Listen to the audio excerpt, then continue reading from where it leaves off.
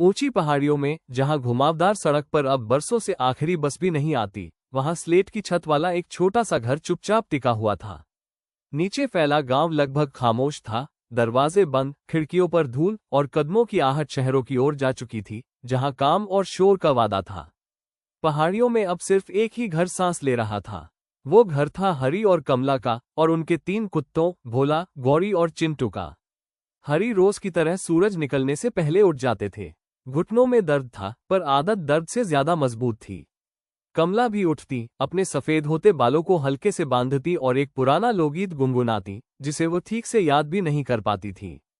कुत्ते धैर्य से इंतजार करते, उनकी पूंछें खुशी की छोटी छोटी सुइयों की तरह हिलती रहती।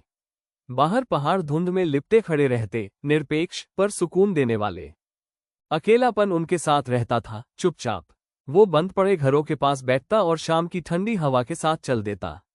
कभी कभी कमला को ये तब ज्यादा महसूस होता, जब वो सिर्फ 2 लोगों के लिए दाल बनाती और उन दिनों को याद करती, जब बच्चे आंगन में दौड़ते थे और पड़ोसी बिना पूछे नमक ले जाया करते थे।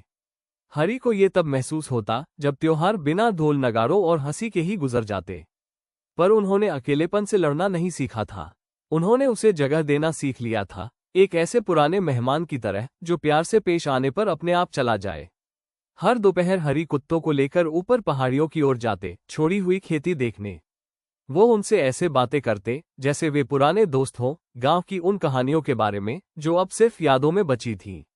कुत्ते बिना किसी सवाल के सुनते, उनकी नाकें हवा में हिलती और दिल भरोसे से भरे रहते।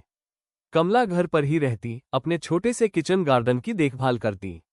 जब मटर की बेल चढ़ जाती या पालक ठंड से बच जाती, तो वो ऐसे मुस्कुराती मानो कोई शांत सी जंग जीत ली हो। शामें उन्हें सबसे ज्यादा प्यारी थीं। बरामदे में बैठकर वे एक कप चाय साझा करते और देखते कि कैसे सूरज पहाड़ों के पीछे धीरे धीरे डूब जाता है। कुत्ते उनके पैरों के पास गोल होकर लेट जाते, गरम और संतुष्ट। कभी वे बातें करते, कभी खामोशी ही काफी होती। खुशी इन्हीं पलों में आ जाती, अच्छी बनी चाय में, भोला का कमला की गोद में सिर रख देने में, और उस सुनहरी रोशनी में जो सांझ से पहले पहाड़ों पर फैल जाती।